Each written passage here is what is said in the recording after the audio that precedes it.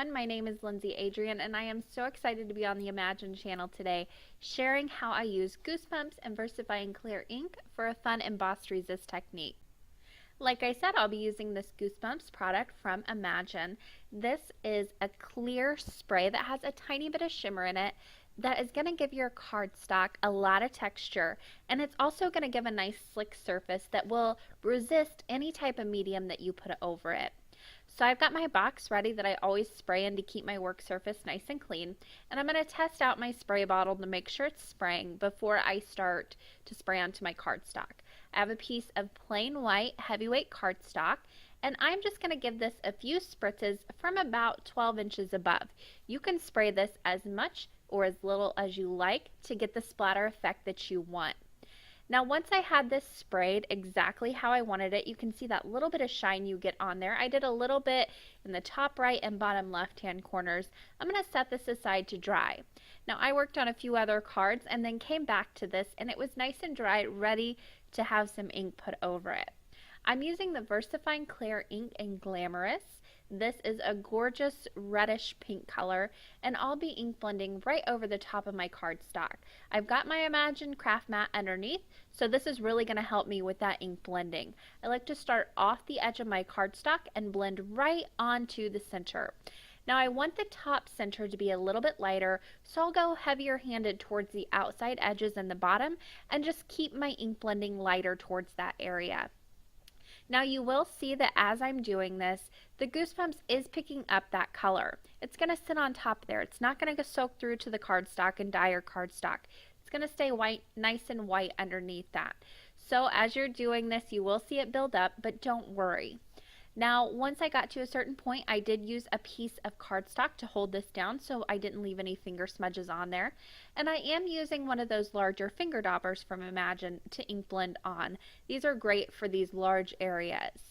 Now, once I had the ink blending how I wanted it, I'm going to go ahead and take a piece of cloth that I have just the tiniest bit of alcohol on, and I'll just wipe away over the top of that Goosebumps. Now if you use too much alcohol, it's going to leave a sticky residue on the Goosebumps, so just make sure you're using a very little bit. You can also dilute it with a little bit of water, and that will take away some of that stickiness as well.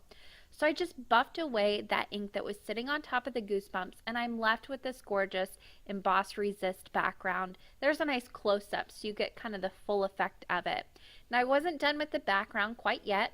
I wanted to add just a little bit of the sheer Shimmer Spritz. This is in Sparkle. It's exactly what it sounds like. It is nice and sheer, and it has a lot of sparkle to it. I sprayed that a few times. I gave it a generous spritzing. I love the look of this stuff. And once I had that on there, I'll go ahead and take away my little diffuser up there, and I'll show you the nice shimmer that you get with this product. It is just gorgeous. I have no other product like this that will give me that look on my cardstock. Now once I had that on there, again I set it aside for just a few seconds to dry, and I'm going to do a bit of die cutting to finish the rest of my card. I have a piece of white cardstock that I attached to some white fun foam, and I'll die cut with this. The trick to die cutting with fun foam is to run it through once, and then I ran it through back again. You don't want to run it through any more than that. It's not going to cut all the way through, but you can pop it out. This way it's not going to smash your fun foam down.